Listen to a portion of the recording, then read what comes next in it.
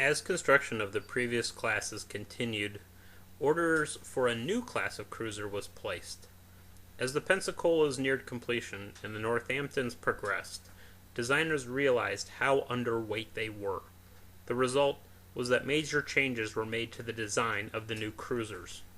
Unfortunately, the design of two of these ships couldn't be as heavily modified without incurring prohibitive contractual penalties. This halfway design change resulted in the two Portland-class cruisers. Portland was started February 17, 1930, and commissioned February 23, 1933. Indianapolis was started March 21, 1930, and commissioned November 15, 1932. Like their predecessors, they were originally called light cruisers, being redesignated heavy cruisers while under construction in compliance with the First London Naval Treaty. As a result of redesigns, displacement rose to 9,950 tons, most of it in protection, almost the treaty maximum of 10,000 tons. Stability was also improved. Main armament was the same as the Northamptons, 9 8-inch 55 caliber guns and 3 triple turrets, 2 forward and 1 aft. Secondary armament doubled to 8 single midship mounted open 5-inch 25 caliber anti-aircraft guns. While they also wouldn't receive any major upgrades, light and medium anti-aircraft and radar would be progressively updated during the war. No torpedo tubes were fitted to these ships.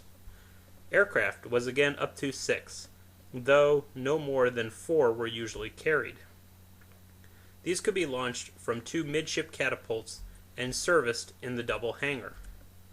Propulsion remained the standard 8 boilers in 4 rooms, with the forward pair separated from the aft by an engine room.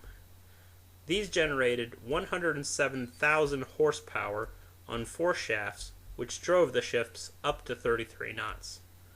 Armor again improved, even if modestly. Side armor increased to a maximum of 5 inches. Deck armor increased to 2.5 inches. Turret armor remained the same at 2.5 inches. Barbette armor also remained the same at up to 1.5 inches. Portland was escorting the carrier Lexington on its way to Midway when the Japanese attacked Pearl Harbor. For the rest of the year, until April 1942, she would escort convoys shuttling between the West Coast and Hawaii. In May of 1942, she escorted the carrier Lexington at the Battle of the Coral Sea. Next, she escorted the carrier Yorktown at the Battle of Midway.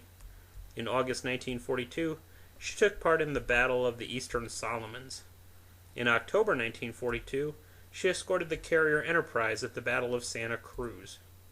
At the overnight battle that became known as the First Battle of Guadalcanal, Portland was hit by a 24-inch long lance torpedo that knocked out her rear turret, jammed her rudder, and blew off both of her inner propellers.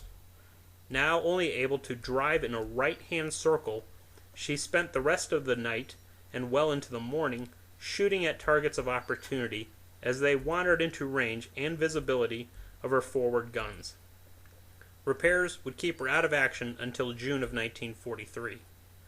Following repairs, she would head to Alaskan waters until September 1943.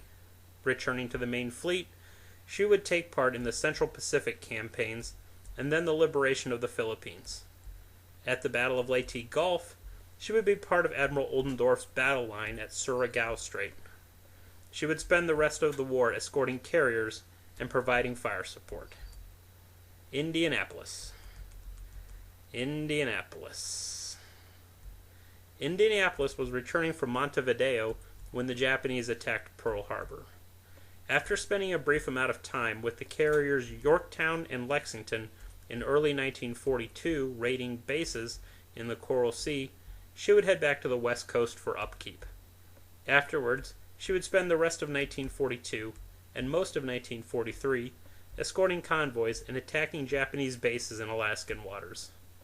Returning to the Central Pacific in late 1943, she would provide covering fire and carrier escort for the invasion after invasion up until March of 1945, missing the Battle of Leyte Gulf as a result of being in refit. On March 31st, 1945, Indianapolis was hit by a bomb off Okinawa. This sent her back to the West Coast for repairs that lasted until July 16th, 1945. Leaving the West Coast, she was charged with delivering a special cargo to Tinian. Unbeknownst to the crew, this cargo, kept under armed guard, was the core of the atomic bomb known as Little Boy, which would soon be dropped on Hiroshima. Departing the Marianas after dropping off her secret cargo, Indianapolis headed for the Philippines, unescorted, to rejoin the fleet. She would never make it. At about 12:15 a.m. on July 30th, 1945, Indianapolis was hit by 2 Japanese submarine-launched torpedoes. Indianapolis sank in just 12 minutes. About 900 of her almost 1,200 crew survived the sinking. With no escort and very little time to send off a distress signal as the burning ship sank, the survivors were finally found by a patrolling aircraft. 4 days later, by accident. In the meantime, dehydration, starvation, hypothermia, and sharks had taken the lives of almost 600 of the survivors. In all, only about 300 of a crew of 1,200 survived. Yet, there was one more casualty left. For his ordeal, Indianapolis's captain, Charles McVey, was the only captain of an American warship lost during the war to be court-martialed. McVey was convicted of not zigzagging his ship despite the submarine captains testifying it wouldn't have made a difference. Even though Pacific Fleet Commander Nimitz returned him to active duty and remitted his sentence, McVey was haunted by the death of the men under his command and the ordeal they had been through. He finally put a gun to his head in 1968.